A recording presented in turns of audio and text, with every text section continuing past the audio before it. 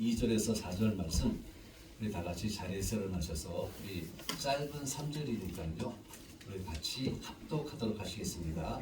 야고보서 1장 2절에서 4절입니다. 같이 합독합니다.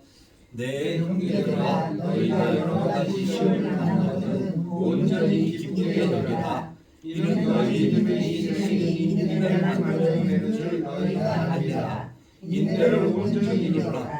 이는 너희로 온전하고 구비하여 조금 부족함이 되어야 합니다. 자리에 앉아주시고요.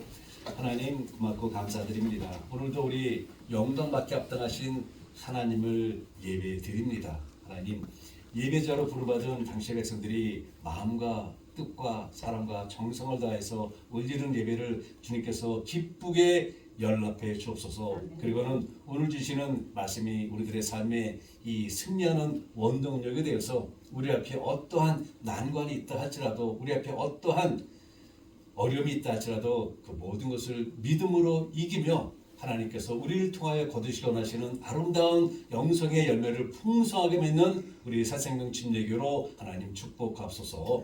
저희들 오늘 예배 나오면서 빈손으로 나오지 않고 우리에게 주신 축복의 한 부분을 선별해서 하나님 앞에 감사함으로 기쁨으로 올려드립니다. 하나님 연락하시고 하나님 나라가 증거되는 곳에 온 열방의 새 생명이 전해지는 곳에 귀하게 쓰임받게 하옵소서.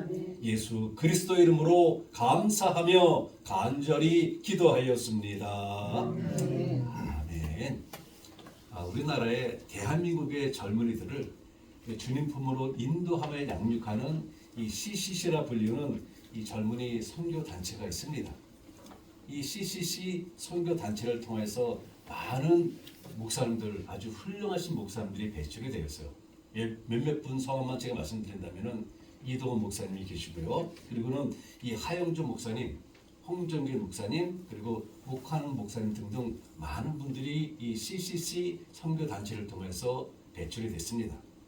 이외에도 이 많은 CCC 출신 목사님들이 지금 이 순간에도 빚도 없이 소리도 없이 티를 내지 않고 그분들이 사역하는 그곳에서 정말 최선을 다하여 목회도 하고 선교지에서 선교를 합니다.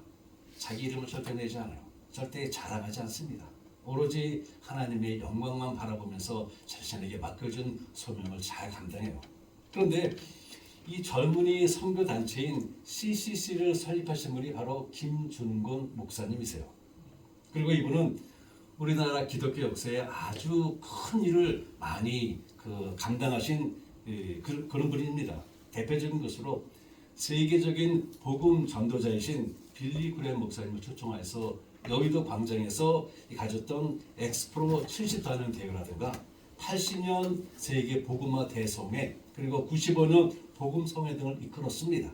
누가 봐도 그는 이 믿음의 대인입니다. 그런데요, 이러한 믿음의 대인인 그분께서 엄청난 고난을 겪었다는 사실을 아는 사람들은 그리 많지 않아요. 한국 전쟁 당시에는요, 공산당에게 가족들이 학살을 당하였습니다. 그리고 몇몇 남아있지 않던 가족들마저도 여러 일로 인해서 다 목사님 곁을 떠나고 홀로 단신 남아있던 분이에요. 근데 그분의 인생은 가혹하리만큼 시련과 고난의 연속이었어요. 그러나 그 시련과 고난만큼이나 그분의 믿음은 더욱더 견고해졌고 더욱더 성숙해졌습니다. 그분이 당한 고난과 시련이 그분으로 하여금 믿음의 대인이 되게 한 것이죠. 그 밑거름이 되게 한 것입니다. 그래서 그런지 옛날 격언 중에 이러한 우리가 간직하고 싶은 이런 말이 있어요. 어떤 이에게 큰 일을 맡기고자 한다면 그에게 먼저 큰 시련을 안겨주어라 라는 말을 이런 아주 그냥 귀한 우리가 꼭 기억할 만한 격언이 있습니다. 인생의 처절한 삼중고인 보지 못하고 듣지 못하고 말하지 못했던 이 헬렌 켈도 있지 않습니까? 근데 이분도 우리 인류 역사에 아주 위대한 일을 많이 남겨놓았는데요. 이분이 또 이런 말을 했어요. 대인의 성숙한 인격은 편안하고 조용한 가운데 개발될 수 없다.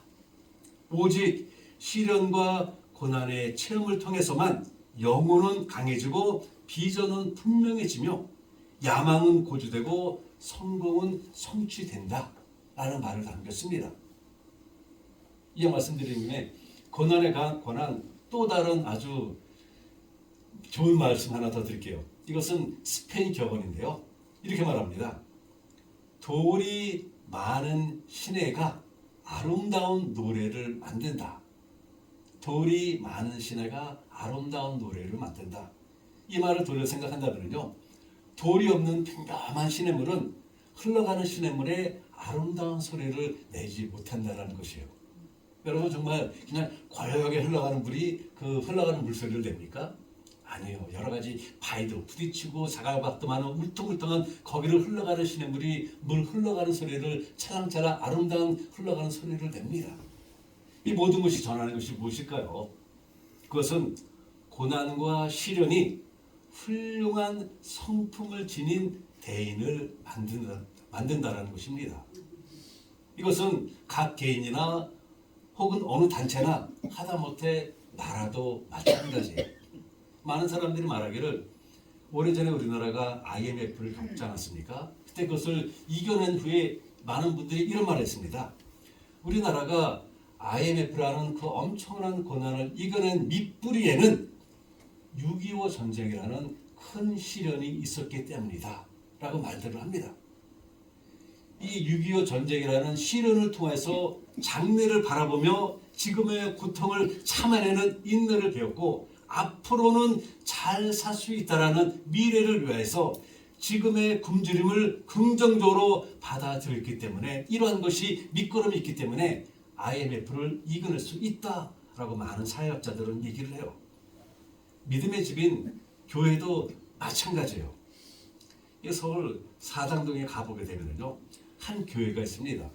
제가 자란 동네에 세워진 교회인데요. 지금은 많은 사람들을 주님 품으로 인도한 그 지역에서 가장 훌륭하게 성장한 교회이고 그 교회 안에 신학교가 개설될 정도로 아주 그냥 크게 훌륭하게 성장된 교회입니다. 근데 그 교회가 처음 세워졌을 때는요, 천막교회를 시작을 했습니다. 천막교회로. 그래서 그런지 그 교회가 제가 다니던 초등학교 가는 길목에 그 교회가 있었었는데요. 가끔 지나가다 보게 되면은 그 교회 기둥 하나가 빠져 있는 것이에요. 동네 사람들이 기둥을 빼가기도 하고 어떤 때는 가보게 되면은 칼로 천막을 그어놔서 그것을 기원했던 이러한 것을 보게 됩니다. 그리고 그 교회에 제가 아주 좋아했던 그 형님이, 제가 따랐던 형님이 그 교회를 출석하셨는데 그분의 말을 하게 되면요, 예배를 드리고 있는 중인데 어떤 술 취한 분이 지나가면서 기분 나쁘다고 거기에 대고 방뇨를 하기로 했다고 합니다. 그런 거 하게 되면은 그 교회 바로 옆에 있는 텃밭 주인이 교인들이 텃밭을 자기가 정석고 일본은 텃밭을 밟고 다닌다고 오해를 해서 그 교회에다가 인분을 갖다 뿌리는 이런 일이 있었다고 합니다.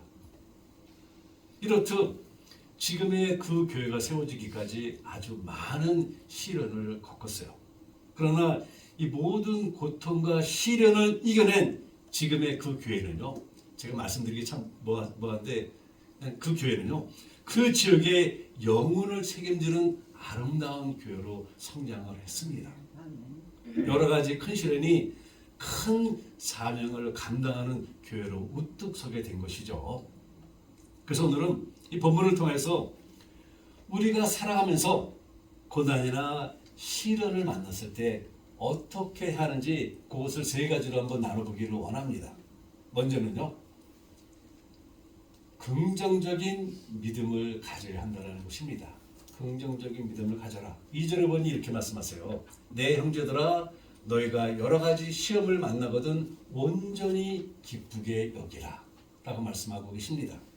이 본문에서 말씀하고 있는 온전히 기쁘게 여기라 라는 말씀은 단순한 마음으로 복잡하게 생각하지 말고 열린 마음으로 그것을 그대로 받아들이라는 뜻입니다. 즉 모든 것을, 그 모든 시련과 고난을 긍정적으로 생각하며 그것을 그냥 받아들이라는 것이죠. 인생을 살아가면서요, 시련은 불가피합니다. 이 앉아 계신 우리 모든 성도님들에게 그동안 겪었던 시련이 있습니까? 여쭤보게 되게 되면 정말 그냥 수도 없이 나올 것입니다. 21번이나 장로에게 사기를 당하고 그런 시련들 엄청나게 나올 것입니다. 그 어느 누구도 시련으로부터 자유로운 사람 한 사람도 없습니다. 산 정상에 오르려고 하게 되면요, 그 험난한 언덕을 넘어야 합니다. 때때로는 그 계곡을 또 지나가야 하기도 하고요. 그렇고 우리가 살다 보게 되면 어두운 골짜기는 꼭 지나가게 되어 있습니다. 역경이나 시련은 만일이 아니라 언제 일어나느냐의 문제인 것이죠. 그래서 그런지 우리 한글 성경에는 언급되어 있지 않지만요, 제가 쓰고 있는 NIV 영어 성경에는 누구에게나 시련이 있다는 이런 말의 의미로 whenever 라는 단어가 있어요. 제가 영어로 한번 읽어드릴게요. Whenever you face trials of many kinds. 그러면서 한글 성경에는 나와 있지 않지만 영어 성경에는 whenever라는 그 단어가 앞에 붙어 있습니다. 그래서 이 영어 성경에 있는 말을 그대로 한번 직역해 본다면 이렇게 직역할 수가 있어요. 내 형제들아, 너희가 언제든지 여러 가지 시험을 만나거든 온전히 기쁘게 여기라 라고 우리가 볼 수가 있어요. 살아가면서 어려움과 실망 그리고 낙심하게 하는 일들을 만나는 것은 부정할 수 없는 기정사실입니다. 이런 일들은 우리의 정상적인 삶의 한 부분이에요. 일부분입니다. 그러므로 내가 피할 수 없는 시련을 만나게 되면 그것을 있는 그대로 받아들이고 그것을 그대로 하나님 앞에 맡기는 긍정적인 믿음이 필요하다는 것이죠. 이 데일 갤러웨이라는 사람은요, 내가 어찌할 수 없는 현실을 긍정적으로 받아들인 것을 이렇게 정리하여 우리에게 전해주고 있습니다. 받아들인다는 것은 피할 수 없는 일들과의 싸움을 그만둔다는 의미이다. 받아들이는 것은 수 없는 상처들을 멈추게 할 수 있다.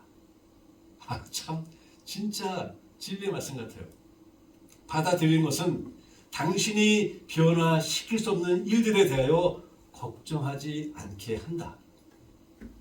받아들이는 것은 당신으로 하여금 하나님께 맡기고 그대로 둘 수 있게 한다. 나 앞에 다가오는 고난이나 시련을 받아들이면서 싸움하지 않아도 되고요. 그것을 인하여 받는 상처를 멈추게 할 수 있고요. 또한 걱정하지 않게 합니다. 그러면서 그는 이러한 결론을 내립니다. 이렇게 긍정적인 받아들임의 결과는 내적 평온합니다. 내적 평온합니다. 오늘 우리가 부를 마지막 부를 찬송가 431장인데요. 내 주의 뜻대로 이 찬송가의 얽힌 스토리를 잠깐 말씀드릴게요. 내 주의 뜻대로 행하시옵소서. 이 찬송가는 독일 실레아 지방에서 루터 교회를 목회하던 벤자민 슈몰크 목사님의 신앙 간증입니다. 그 당시에 모든 교회들이 그랬듯이 그분도 천주교로부터 갖은 핍박과 고난을 당하였어요. 교회가 붕할만 하게 되면 천주교도들의 방해로 교인들이 뿔뿔이 흩어지는 이러한 아픔을 늘 당하였습니다. 그래도 그 아픔을 감수하고 목회하던 어느 날 먼 곳에 있는 교인을 방문하였어요. 아침 일찍 나가 신방을 마치고 저녁 늦게 돌아와 보니 있어야 할 집이 불에 타서 없어진 것입니다. 그런데 더욱 그의 마음을 아프게 한 것은 집이 불탄 곳에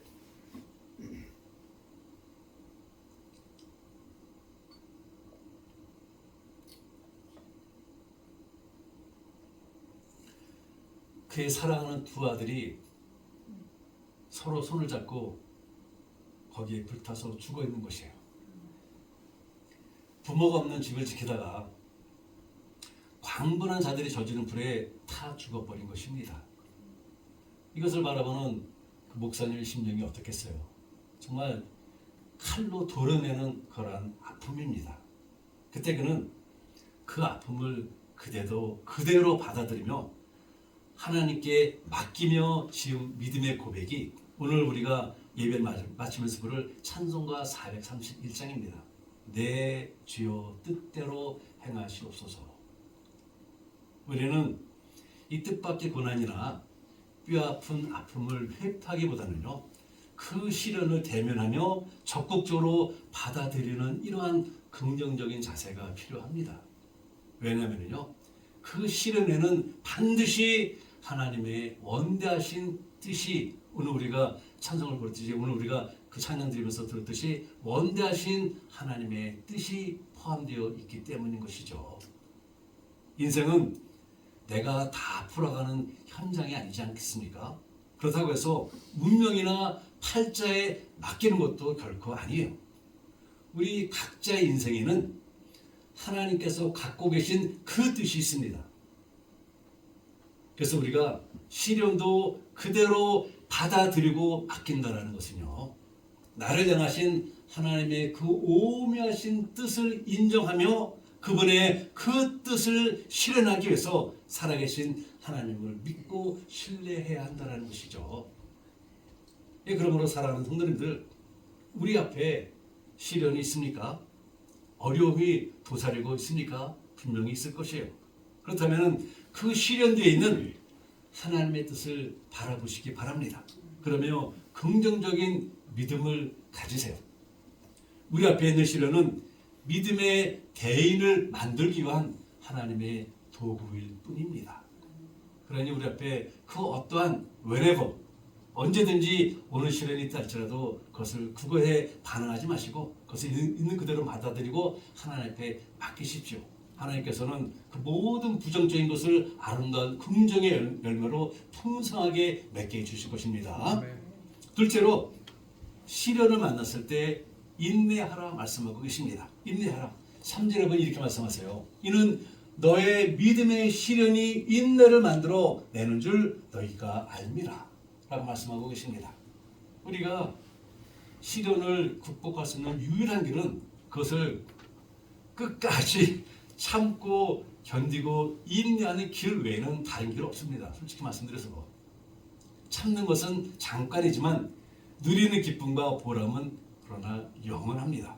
그래서 앤드루 모레이라는 신학자는 우리가 고난을 당할 때 하나님은 왜 오랫동안 지체하는가? 많은 분들이 이런 의문을 갖고 있지 않습니까? 왜 하나님 어디 계십니까? 하나님 뭐 하십니까? 내가 이렇게 힘들고 어려운데 하나님 뭐 하고 계십니까? 라는 질문을 갖는데 그 질문에 그 모레이 그 신학자는 이렇게 말합니다. 그 이유는 하나님께서 우리의 고난 중에 지체하시는 그 이유는 하나님께서 지체하실 때마다 하나님은 갑절의 축복을 준비하고 계시기 때문이다 라고 답변합니다. 참 멋있는 답변이에요. 그래서 사도 바울도 고린도후서 4장 17절에서 이렇게 전하고 있습니다. 우리의 잠시 환난은 경한 것이 지극히 크고 영원한 영광에 중한 것을 우리에게 이루려 함이라 라고 말씀합니다.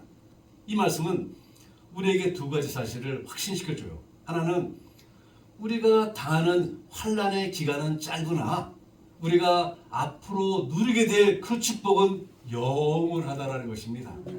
영원하다라는 거.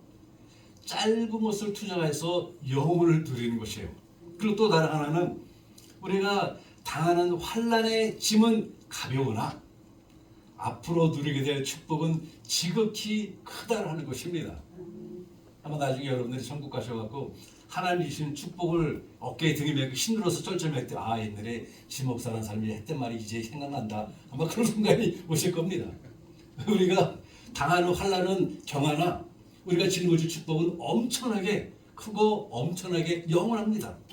그러므로 앞으로 우리가 누리게 될 축복의 영원함과 장대함을 위해서 지금 우리가 당하는 시련을 어떻게 해야 합니까? 답은 하나예요.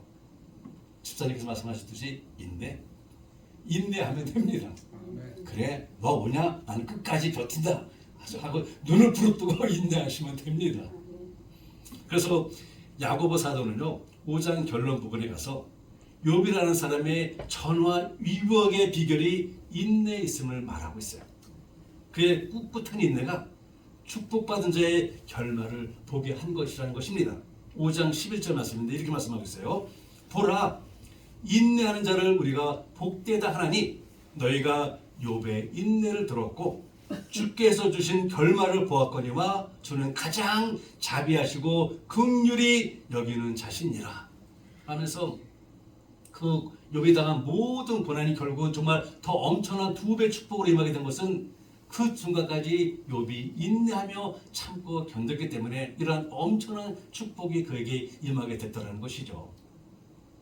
그러므로 우리 사랑하는 성도님들, 우리 앞에, 여러분 앞에 시련이 있습니까?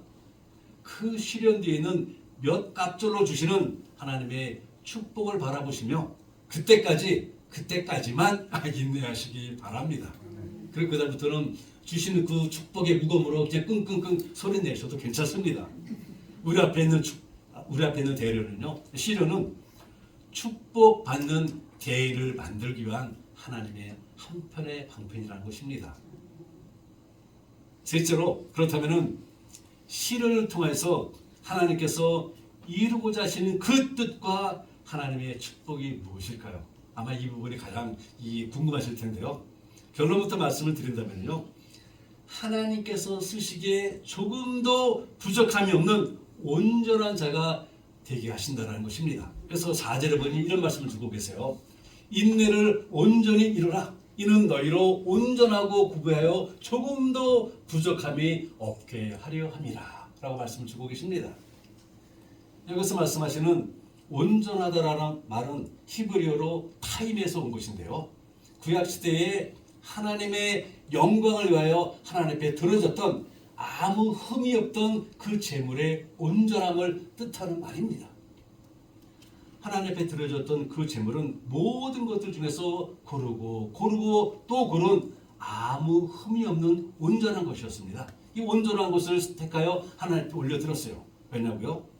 하나님께서는 우리의 온전한 것을 받으시기에 지극히 합당하신 분이기 때문인 것이죠.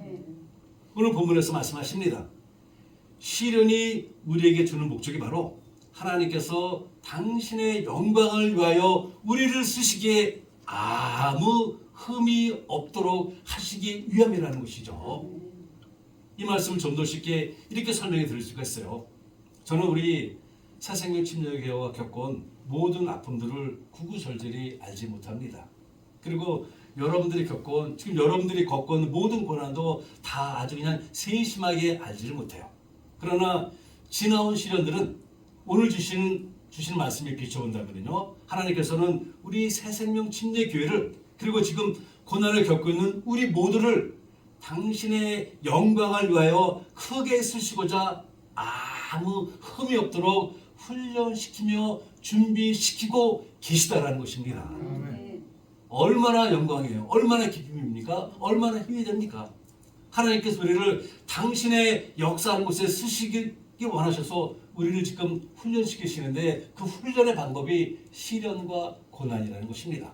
이런 것을 통해서 모난 것이 다 깎아지고 아주 하나님께서 쓰시기 좋게 둥그런 바위로 만드신다는 것입니다. 이렇듯 시련과 연단의 목적은요, 하나님께서 쓰시기에 적당한 자로 만드는 데 있어요. 성경은 이 사실을 곳곳에서 말씀하고 있습니다. 간단한 예로 하나님께서는 당신의 사랑하는 백성들을 이제 애굽의 종살에서 구원하시고자, 우리가 이제 월요일부터 출애굽을 봉독할 텐데요, 애굽의 종살에서 구원하시고자 어렸을 때부터 시련을 통하여 모세를 훈련시키셨습니다. 오랜 기간 동안 80년이라는 기간 동안 그를 연단케 하셨어요.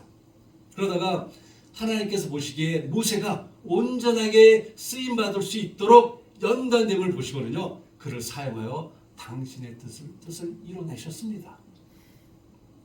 당신의 백성들을 암울함과 고통의 종살에서 이끌어내어 젖과 꿀이 흐르는 하나님께서 당신의 백성들을 위하여 예비하신 가나안 땅으로 인도하셨습니다. 그리고 모세는 이 위대한 일에 큰 일꾼으로 쓰임을 받게 된 것이죠. 만약 모세에게 이러한 시련과 연단의 시간이 없었다면 어떻게 되었을까요? 그는 천방지축으로 날뛰다가 소인의 삶으로 인생을 분명히 끝냈을 것입니다. 시련은 우리로 하여금 대인이 되게 합니다. 하나님께서 쓰시기에 합당하도록 우리를 연단시켜 주십니다. 그리고 하나님으로부터 쓰임 받는다는 것은 우리 인생에서 받을 축복 중에서 가장 큰 축복이 아니겠습니까? 한번 생각해 보세요. 여러분이 인생의 삶을 다 마치고 하나님 앞에 섰을 때 하나님께서 팔을 다 벌리고 아들아 딸아 수고했다 하면서 안아주실 때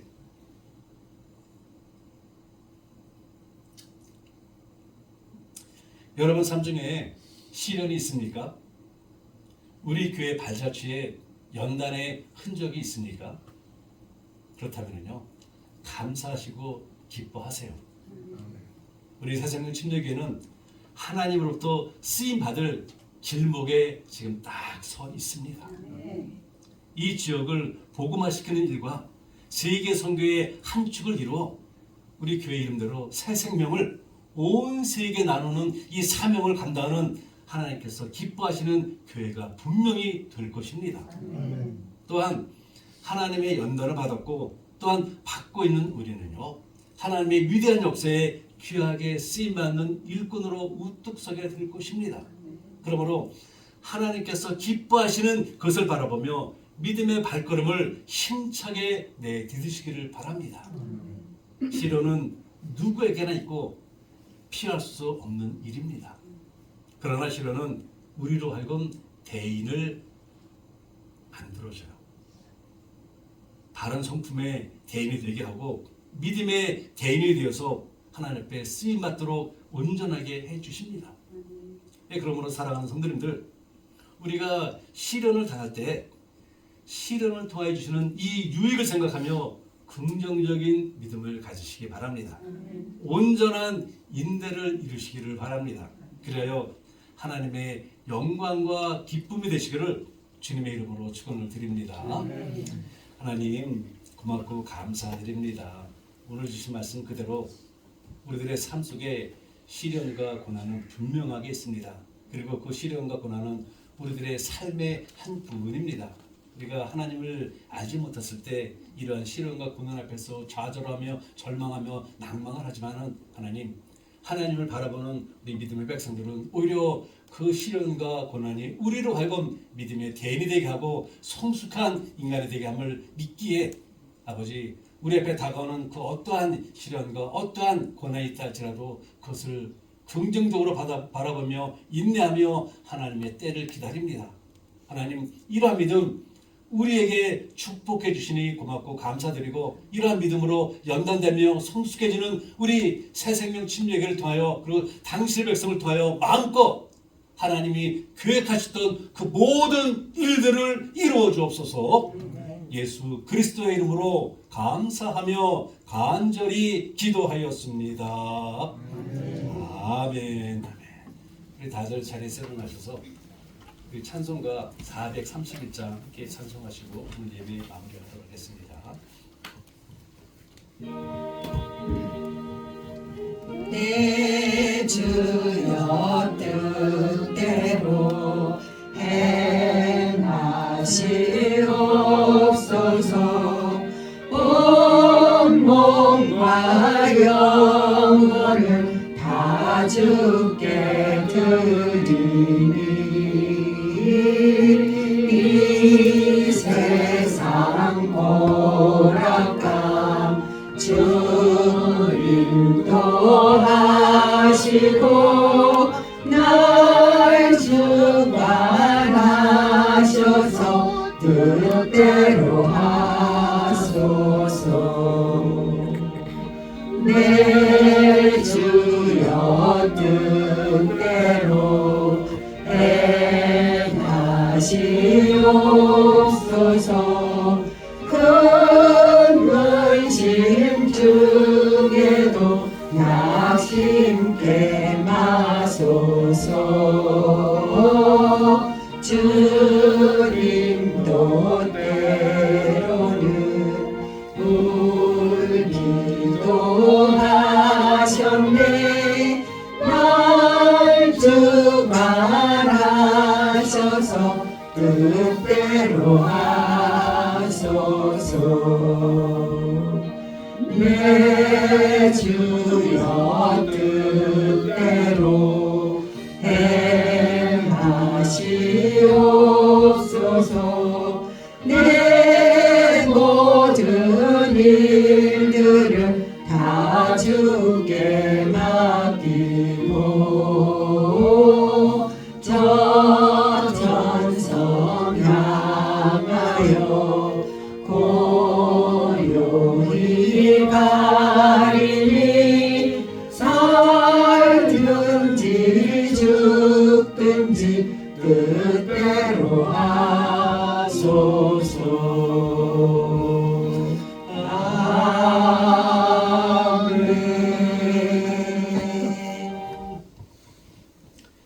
지금은 우리 주 예수 그리스도의 은혜와 하나님 아버지의 지극하신 사랑하심과 성령님의 감화 감동 교통하심이 시련이 대인을 만든다는 것을 알아 시련 속에서 긍정적인 믿음으로 끝까지 인내하며 전진하기로 다짐하며 걸어가는 모든 성도님들의 머리와 가정과 그 섬기는 사상령 침례교회 위에 지금으로부터 영원토록 함께 하시기를 축원하옵나이다. 아멘.